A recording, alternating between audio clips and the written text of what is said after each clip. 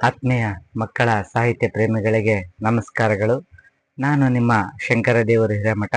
ಮಕ್ಕಳ ಸಾಹಿತ್ಯ ಕೃತಿಗಳ ಪರಿಚಯ ಸರಣಿ ಕಾರ್ಯಕ್ರಮಕ್ಕೆ ತಮ್ಮೆಲ್ಲರಿಗೂ ಸಹ ಪ್ರೀತಿಪೂರ್ವಕವಾದ ಸ್ವಾಗತವನ್ನು ಬಯಸ್ತಾ, ಇವತ್ತಿನ ದಿನ ಜೂನ್ 25, 2026 ಗುರುವಾರದಂದು ಸರಣಿ 99ನ್ನ ತಲುಪಿದ್ದೇವೆ. 99ನೇ ಪುಸ್ತಕ ಪರಿಚಯವನ್ನ ಇವತ್ತು ನಿಮಗಾಗಿ ಮಾಡಲಿದ್ದೇನೆ. ಡಾಕ್ಟರ್ ಅಮರಾವತಿ ದ್ರೇಹಾಚಾರ್ ಅವರು ಬರೆದಿರುವಂತ ಕಥಾ ಪ್ರಪಂಚ ಭಾಗ 1 ಕೃತಿಯ ಪರಿಚಯವನ್ನ ಇವತ್ತು ನಿಮಗಾಗಿ ಮಾಡಿಕೊಡಲಿದ್ದೇನೆ. ನಾಳೆಯ ದಿನಕ್ಕೆ 100ನೇ ಸಂಚಿಕೆಯನ್ನ 100ನೇ ಸರಣಿಕೆಯನ್ನ ನಾವು ತಲುಪಲಿದ್ದೇವೆ. ನಾಳೆ ದಿನ 100ನೇ ಪುಸ್ತಕದ ಪರಿಚಯವನ್ನ ನಿಮಗಾಗಿ ಮಾಡಿಕೊಡಲಿದ್ದೇನೆ.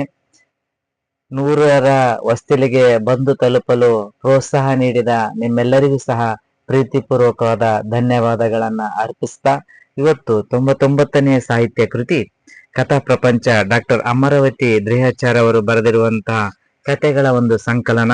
Annapurna publication and distributor Bengaluru ಅವರು ಈ ಕೃತಿಯನ್ನ ಪ್ರಕಟಿಸಿದ್ದಾರೆ.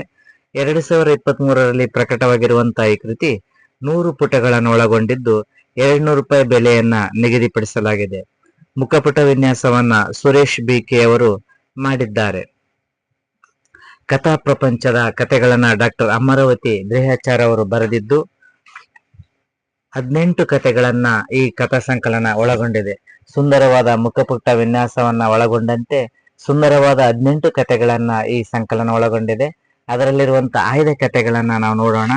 ಒಂದು ಕತ್ತಲ ದಾರಿ ಅನ್ನುವಂತ ಒಂದು ಕಥೆಯಲ್ಲಿ ಕಥೆಗಳಿಗೆ ನಾವು ಅಲ್ಲಲ್ಲಿ ಒಂದು ಚಿತ್ರಗಳನ್ನ ಹಾಕುವ ಮೂಲಕ ಕಥೆಯ ಮೆರುಗನ್ನ ಹೆಚ್ಚಿಸುವಂತ ಕೆಲಸವನ್ನ ಮಾಡಿದ್ದಾರೆ. ಕತ್ತಲ ದಾರಿ ಅನ್ನುವಂತ ಒಂದು ಕಥೆಯಲ್ಲಿ ಒಂದು ಊರಿನಲ್ಲಿ ಚೀನಾ ದೇಶದಲ್ಲಿ ನಡೆಯುವಂತ ಈ ಕಥೆಯಲ್ಲಿ ಅಣ್ಣ ತಮ್ಮ ಇರ್ತಾರೆ. ಅಣ್ಣ ತುಂಬಾ ಕೆಟ್ಟವನಾಗಿದ್ದು ಮೋಸಗಾರನಾಗಿರ್ತಾನೆ. ತಮ್ಮನಿಗೆ ಯಾವುದೇ ಆಸ್ತಿಯನ್ನ ಕೊಡಲಾರದೆ ಅವನನ್ನ ಒಬ್ಬ ಬಡವನ ರೀತಿ ಮನೆಯಿಂದ ಹೊರಗಾಕಿರ್ತಾನೆ.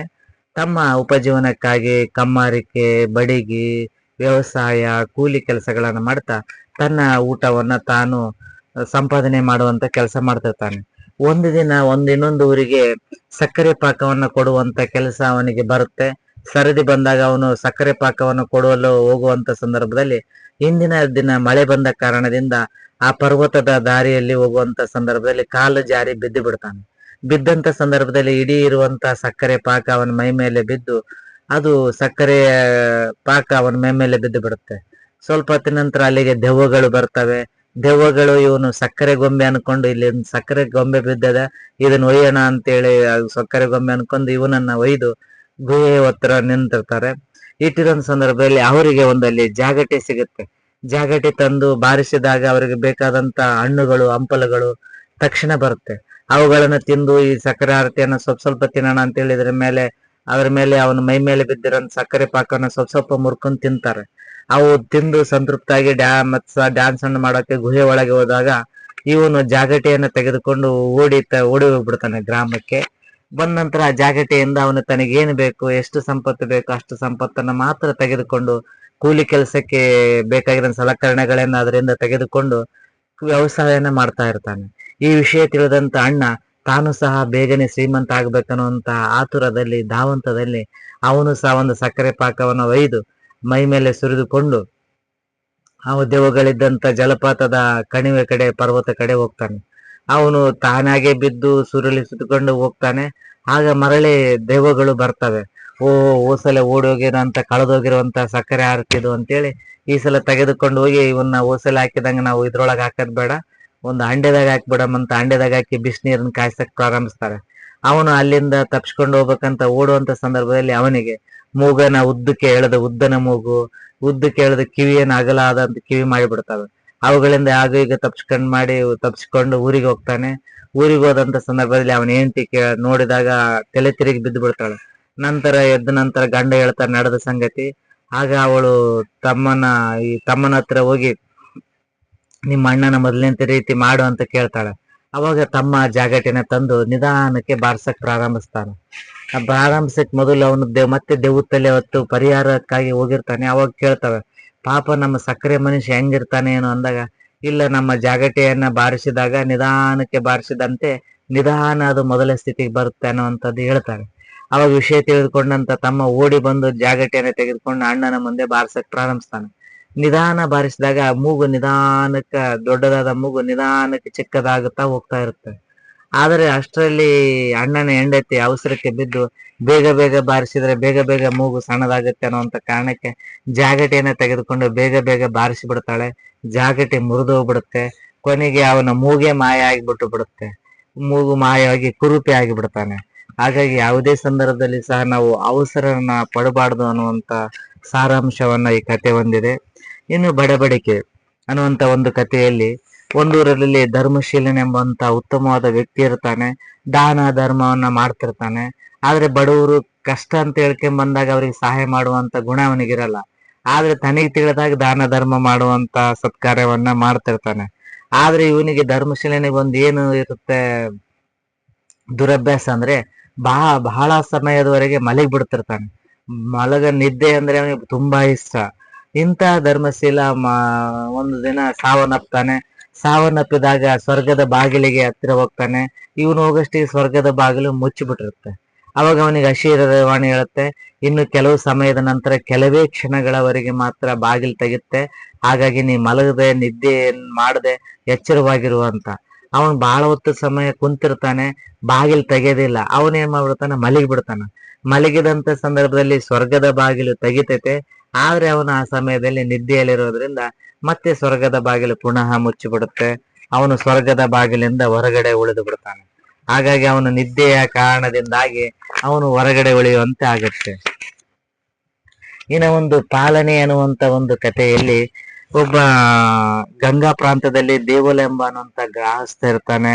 ಆ ದೇವಲನಿಗೆ ಒಂದು ಹೆಂಡತಿಗೆ ಒಂದು ಕಾಯಿಲೆ ಬರುತ್ತೆ.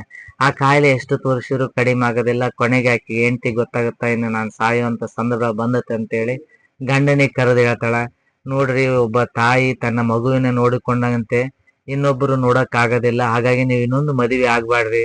ಅಕಸ್ಮಾತ್ ನೀವು ಇನ್ನೊಂದು ಮದುವೆ ಆದ್ರೆ ಮಗನನ್ನ ಚೆನ್ನಾಗಿ ನೀವು ನೋಡ್ಕೇರಿ ಅನ್ನೋಂತ ಒಂದು ಮಾತನ್ನು ಹೇಳಿ ತಾನು ತೀರ್ಕೊಂಡು ಹೋಗ್ತಾಳೆ.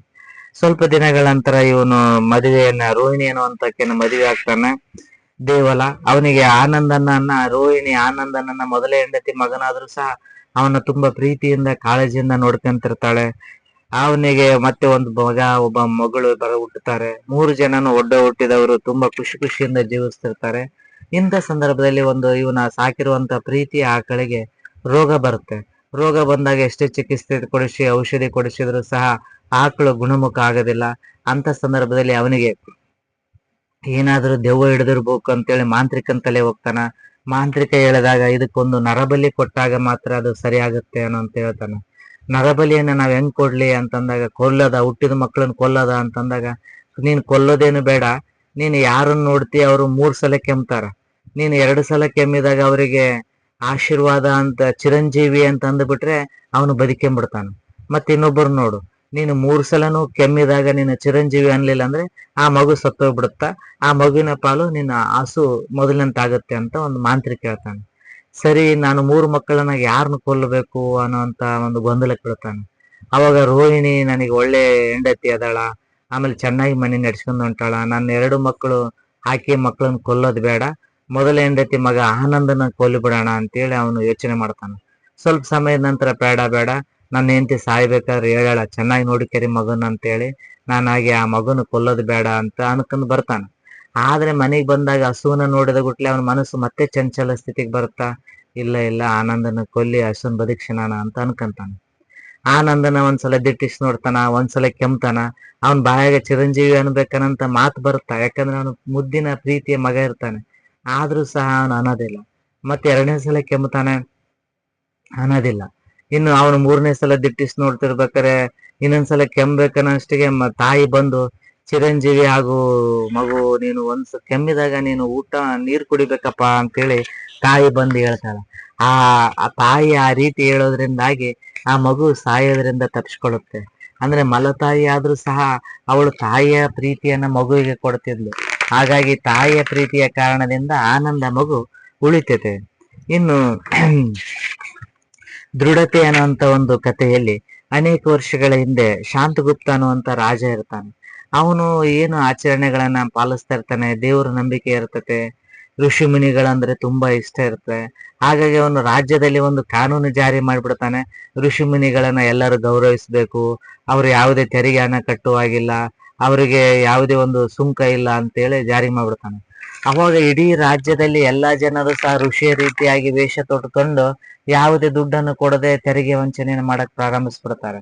ಆಗ ಸೈನ್ಯಾಧಿಕಾರಿ ಬಂದು ಹೇಳ್ತಾನೆ, ಇಲ್ಲ ಮಹಾಪ್ರಭುಗಳೇ, ಖಜಾನೆಯಲ್ಲಿ ದುಡ್ಡೆಲ್ಲ ಖಾಲಿ ಆಗ್ಬಿಟ್ಟಿದೆ, ಕಡಿಮೆ ಆಗ್ತಾ ಬರ್ತಾ ಇದೆ, ಯಾವುದೇ ತೆರಿಗೆ ಹಣ ಬರ್ತಾ ಇಲ್ಲ ಅಂದಾಗ ರಾಜನಾಗೆ ಹೇಳ್ತಾರೆ, ಇಲ್ಲ ನೀವು ಅದನ್ನ ಕಾನೂನು ಬದಲಾಯಿಸ್ರಿ ಅಂತ.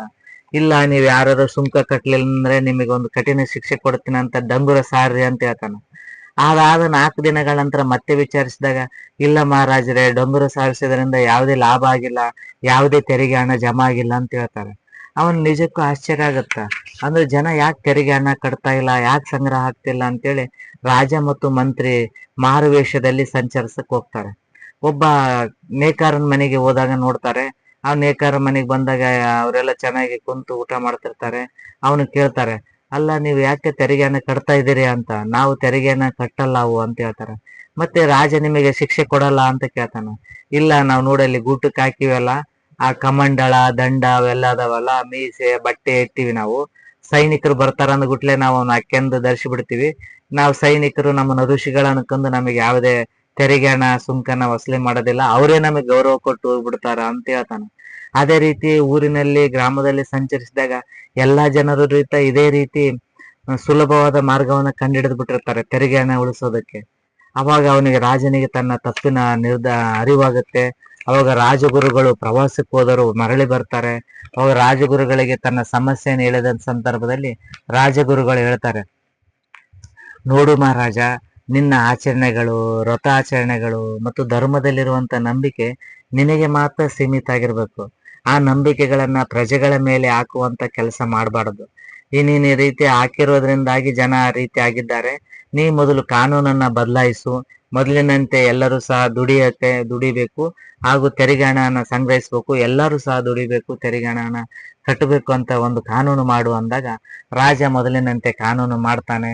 ಆವಾಗ ಕೆಲವೇ ದಿನಗಳಲ್ಲಿ ರಾಜ್ಯದ ಬೊಕ್ಕಸ ತುಂಬಿ ಹೋಗುತ್ತೆ. ಇಂತಹ ಸುಂದರವಾದ ಕಥೆಗಳನ್ನ, ಮಕ್ಕಳ ಕಥೆಗಳನ್ನ, 18 ಮಕ್ಕಳ ಕಥೆಗಳನ್ನ ಈ ಕಥಾ ಸಂಕಲನದಲ್ಲಿ ನಾವು ಕಾಣಬಹುದು. ಡಾಕ್ಟರ್ ಅಮರಾವತಿ ದ್ರೇಹಾಚಾರ್ ಅವರು ಬರೆದಿರುವಂತ ಸುಂದರ ಕಥೆಗಳನ್ನು ಒಳಗೊಂಡಿರುವಂತ ಈ ಕಥಾ ಸಂಕಲನದಲ್ಲಿ ತುಂಬಾ ಖುಷಿಯಾಗಿ ಮಕ್ಕಳು ಓದುವಂತ ಕಥೆಗಳನ್ನ ನೋಡಬಹುದು. ಪ್ರಸನ್ನತೆ, ಭಾರ, ನ್ಯಾಯನಿಷ್ಠೆ, ಸಮೃದ್ಧಿ, ಸೋಮಾರಿ, ನಿಗೂಢಾರ್ಥ, ಪಾಲನೆ, ಆಗ್ರಹ ಸೇರಿದಂತೆ 18 ಕಥೆಗಳು ಸಹ ಸುಂದರವಾದ ಕಥೆಗಳಿವೆ. ಮಕ್ಕಳ ಮನಸ್ಸನ್ನ ಸೆಳೆಯುವಲ್ಲಿ ಹಾಗೂ ಮಕ್ಕಳಲ್ಲಿ ಮೌಲ್ಯಗಳನ್ನ ಬೆಳೆಸುವ ನಿಟ್ಟಿನಲ್ಲಿ ಕಥೆಗಳು ತುಂಬಾ ಮಹತ್ವದ ಪಾತ್ರವನ್ನು ವಹಿಸ್ತವೆ. ಇಲ್ಲಿರುವಂತಹ ಕಥೆಗಳು ತುಂಬಾ ಉತ್ತಮವಾದ ಕಥೆಗಳಾಗಿದ್ದು, ಇಂಥ ಸಾಹಿತ್ಯ ಕೃತಿಗಳನ್ನ ಕೊಂಡು ಓದುವ ಮೂಲಕ ಮಕ್ಕಳ ಸಾಹಿತ್ಯವನ್ನ ಬೆಳೆಸುವಂತಹ ಕೆಲಸ ಎಲ್ಲ ನಿಮ್ಮೆಲ್ಲರಿಂದ ಆಗ್ಬೇಕು. ಹಾಗೆ ಶಾಲಾ ವಾರ್ಷಿಕೋತ್ಸವ,